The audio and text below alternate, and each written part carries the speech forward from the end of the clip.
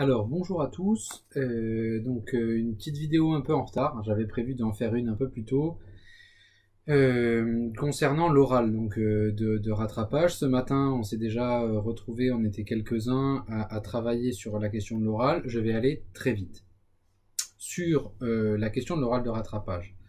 Il y a pour les terminales L 2 œuvres au programme, la lettre de Freud, Pourquoi la guerre, ici, on a déjà travaillé tout au long de l'année le jeudi, et deuxième œuvre au programme, les causeries de Merleau-Ponty, qu'on a évoqué au début de l'année pour les terminales L. Pour les autres classes, pour les terminales ES, il n'y a que la lettre de Freud, uniquement, pas le texte de Merleau-Ponty. Alors, en quoi consiste l'oral de philosophie? Il consiste en une préparation de environ 15 minutes, 15-20 minutes, préparation pendant laquelle vous allez préparer une explication de texte. C'est-à-dire vous allez faire le même exercice qu'à l'écrit de philosophie, sauf que vous le ferez sur un texte un peu plus court, un paragraphe de la lettre de Freud, un paragraphe de Merleau-Ponty. Vous voyez, les paragraphes sont quand même des petits textes. Voilà un paragraphe. Et on va vous demander de faire une explication de texte. Alors évidemment, dans un texte, parfois de cette taille-là, vous n'allez pas trouver exactement la même chose par un thème, thèse et différentes parties, etc. Ça, de toute façon, vous n'avez que 20 minutes pour préparer, vous ne pouvez pas faire ça.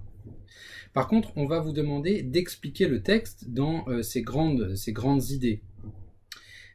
Donc, vous allez devoir faire une petite explication en posant d'abord le thème du passage, puis la thèse qui est défendue, et éventuellement la partie, plus exactement les deux parties au moins, voire les trois parties que vous voyez dans le paragraphe.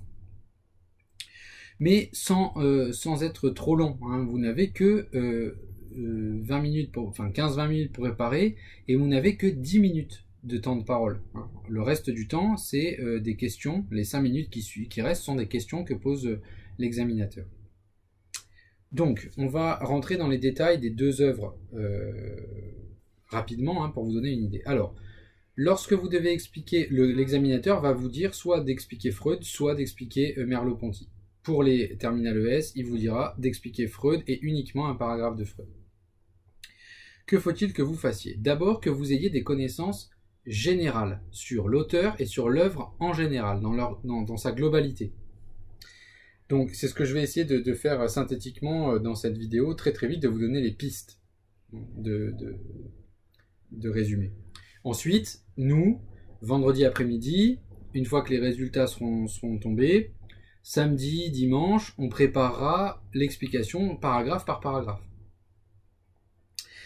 Donc, venons-en rapidement à ce qu'il faut savoir en présentation générale. Je vous ai dit tout à l'heure que l'oral durait 10 minutes pour le candidat. Ensuite, il y a 5 minutes de questions. Donc 10 minutes pour le candidat. Pendant ces 10 minutes, il faut en consacrer 2 environ à la présentation générale de l'auteur et de l'œuvre. Puis, les 8 minutes qui restent, vous ne vous concentrez que sur le passage que vous devez expliquer. Alors, allons-y pour le texte commun au terminal général. Donc, la lettre de Freud. Que faut-il savoir? D'abord, quelque chose sur l'auteur. L'auteur, donc Sigmund Freud, qui, on en a déjà beaucoup parlé, hein, les points à retenir essentiels, hein, c'est auteur 19e, début du 20e siècle, première moitié en tout cas. Il faut retenir que cet auteur est avant tout un médecin, formation de médecin. Il est venu à Paris étudier ce que l'on appelait à l'époque les cas d'hystérie, c'est-à-dire de manifestations qui ressemblent à ce que nous aujourd'hui appelons davantage des crises d'épilepsie, des comportements qui sont analysés, qui ne sont justement pas assez compris par la médecine de cette période, et qui font donc appel, hein, à des connaissances qui relèvent davantage de ce que l'on appelle traditionnellement la psychologie. Freud est donc davantage une formation médicale, et en même temps développe une pensée qui va aboutir à ce qu'il va appeler la psychanalyse, hein, c'est-à-dire l'analyse de la psyché. psychanalyse, hein, c'est l'analyse de la psyché. La psyché, c'est le terme grec pour parler de l'âme.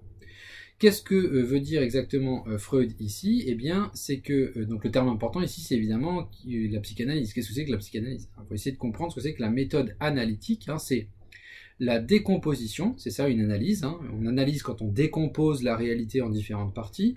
Et qu'est-ce qu'on décompose ici? On décompose ce qu'est l'âme, hein, ce qu'est le psychisme humain. Il est à la fois conscient et en même temps psychisme inconscient.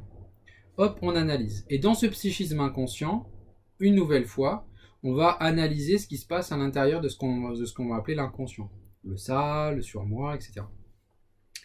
Donc, psychanalyse, analyse de la psyché, décomposition en psychisme conscient, psychisme inconscient, et particulièrement pour ce qui concerne cette œuvre, la lettre de Freud à Einstein, il faut rappeler une chose fondamentale de la théorie de Freud, c'est qu'elle fait référence, cette lettre, à ce qu'il appelle la théorie des pulsions.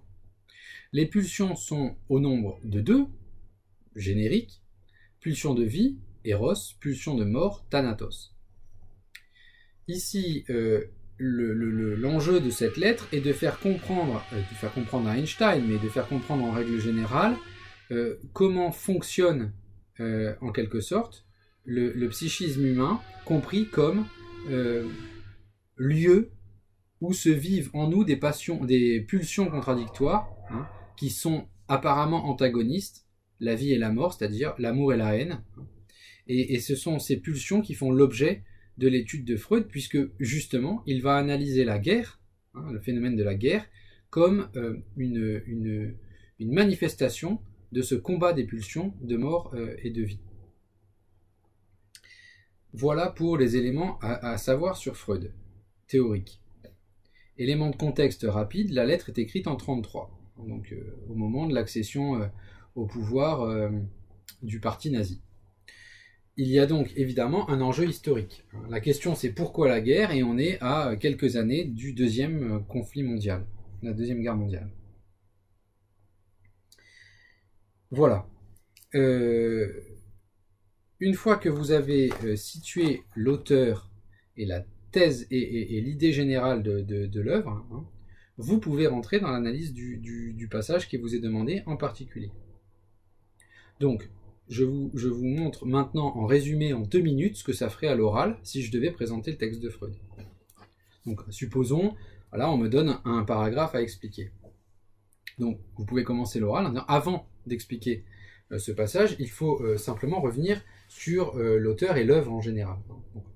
L'œuvre est une lettre de Sigmund Freud à Einstein, écrite en 1933, donc quelques mois avant l'arrivée du parti nazi au pouvoir en Allemagne, et quelques années avant la Deuxième Guerre mondiale. Bon.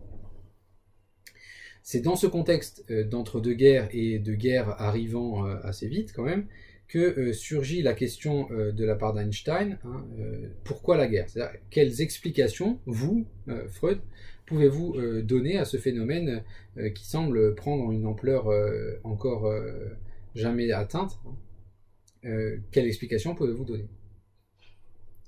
Freud, dans cette lettre, qui est en fait une réponse à la lettre d'Einstein, va à la fois réagir en psychanalyste et en même temps en théoricien. Freud est en effet le fondateur de la psychanalyse. On lui reconnaît la paternité, en tout cas, de la psychanalyse. La psychanalyse est la discipline qui analyse, c'est-à-dire qui décompose, qui étudie en décomposant en différentes parties le psychisme humain, et qui va déterminer, hein, qui va suggérer l'hypothèse d'un psychisme conscient, qui a toujours été reconnu, et d'un psychisme inconscient, de ce que l'on appelle l'inconscient freudien. Dans cette lettre, l'objectif n'est pas tellement d'affirmer que l'hypothèse de l'inconscient est probable, elle est plus exactement, la thèse de ce texte, est plus exactement de préciser ce qu'il entend par théorie des pulsions. Une des théories qu'élabore Freud, c'est la théorie des pulsions. À l'intérieur du psychisme humain, et particulièrement dans le psychisme inconscient, se révèlent à nous des pulsions antagonistes, opposées, hein, la pulsion de vie, érotique, et la pulsion de mort, Thanatos, Eros Thanatos. Ce sont ces deux pulsions qui vont servir à Freud de principe d'explication du phénomène de la guerre et de ses prises de position qu'il prendra dans la lettre. C'est donc à partir de cette thèse-là que nous allons analyser et hop, vous rentrez dans l'analyse du passage en détail et vous direz de quoi parle précisément ce passage. Voilà pour Freud. Ça, je vous conseille, donc pour ES comme pour L, de bien lire la lettre de Freud. Vraiment de la lire avant les résultats. Après les résultats, on va travailler paragraphe par paragraphe en allant vite parce qu'on l'a déjà fait dans l'année. Ça. Mais on reviendra sur les paragraphes. Lisez-la et essayez de connaître ces points essentiels de la pensée de Freud. Pour les terminales L maintenant, il y a une deuxième œuvre au programme qui est ce qu'on appelle les causeries de Merleau-Ponty. Pareil, là je vais un peu plus vite, mais je vous livre l'essentiel à savoir sur Merleau-Ponty. Merleau-Ponty est un philosophe du XXe siècle, qui est né au début du siècle, en 1908, et qui est mort en 1961. Merleau-Ponty n'a pas, à proprement parler, écrit ses causeries, il les a d'abord prononcées. Il a, comme on dit, causé à la radio. Ce sont ces causeries, ce sont des petites leçons brèves que Merleau-Ponty a fait à la radio. Qu'est-ce qu'il faut retenir des thèses de Merleau-Ponty principalement? D'abord, première chose à retenir, il appartient à un courant de philosophie qui s'appelle la phénoménologie. Donc, dans phénoménologie, on reconnaît le terme phénomène. Qu'est-ce que c'est qu'un phénomène? Un phénomène, ça vient du mot grec phainomènon, to phainomènon, c'est ce qui apparaît. Voilà ce que c'est qu'un phénomène. Quand on parle de phénomène atmosphérique, par exemple, c'est ce qui apparaît dans le ciel. Or, que veut dire à ce moment-là la phénoménologie? Eh bien, c'est le courant de philosophie qui va porter son attention sur les choses du monde en tant qu'elles nous apparaissent. Sur les choses du monde que nous connaissons sur le mode de l'apparaître. Telle chose m'apparaît de cette manière-là. Entrons un peu plus dans les détails. Qu'est-ce qui se passe dans ce tournant philosophique-là du XXe siècle? Ce qui se passe, c'est que depuis Descartes, c'est-à-dire depuis longtemps, puisque Descartes, ça fait déjà 17e, puis 18e, puis 19e, puis on est au début du XXe siècle, ça fait déjà de nombreuses années, 4 siècles, presque, 3 siècles, que nous vivons, jusqu'au début du XXe siècle, dans cette perspective que la science adopte, perspective qui dit que le monde est connu par la science, que la science est ce qui permet de connaître le monde et de le connaître avec exactitude. La science explique le monde. Et elle explique très bien. Elle explique très bien la lumière, elle explique très bien les phénomènes atmosphériques, elle explique très bien le mouvement des planètes, elle explique très bien une quantité incroyable de choses que nous observons dans la réalité. Mais ce que vient rappeler la phénoménologie, c'est que ce courant d'explication du monde ne peut pas prétendre nous dire la totalité de la réalité, nous dire la totalité du monde. Pourquoi? Eh bien, parce que lorsque nous sommes en contact avec le monde, nous ne sommes pas en contact avec des idées mathématiques, avec des explications physiques, avec des équations de physique, nous sommes en contact avec la réalité telle qu'elle nous apparaît. L'exemple très simple qu'on prenait ce matin en cours, c'est l'exemple de la couleur rouge. Si vous demandez à un physicien ce que c'est que le rouge, il va vous répondre que c'est une certaine longueur d'onde. Il va vous la décrire par rapport au violet, par rapport au bleu, etc.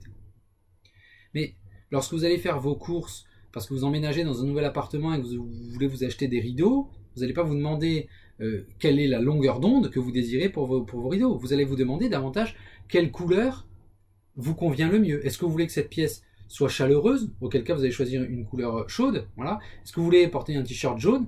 Non pas simplement parce que c'est la longueur d'onde qui vous paraît la plus juste, mais parce que vous avez envie de porter une couleur chaude ce jour-là. Bon. Ou que ce rideau soit lui aussi, je sais pas moi, un symbole d'accueil dans une pièce chaleureuse, etc. Autrement dit, le rouge, qui est celui du rideau, le rouge du rideau, n'a pas grand-chose à voir avec le rouge du physicien. Il ne s'agit pas là d'une longueur d'onde. Il s'agit là du rouge, d'un tissu rouge, tel qu'il m'apparaît à moi. Et il m'apparaît à moi comme une couleur chaude. Ce qui ne veut rien dire pour un physicien. Une couleur n'est pas chaude, elle n'est pas froide. Mais elle m'apparaît de cette manière-là. Et lorsque Merleau-Ponty va expliquer davantage sur le mode, cette fois-ci, Merleau-Ponty est un philosophe français, lorsqu'il va s'intéresser à la manière dont on va intégrer la phénoménologie en France, il va en partie s'intéresser fondamentalement à l'art. Pourquoi?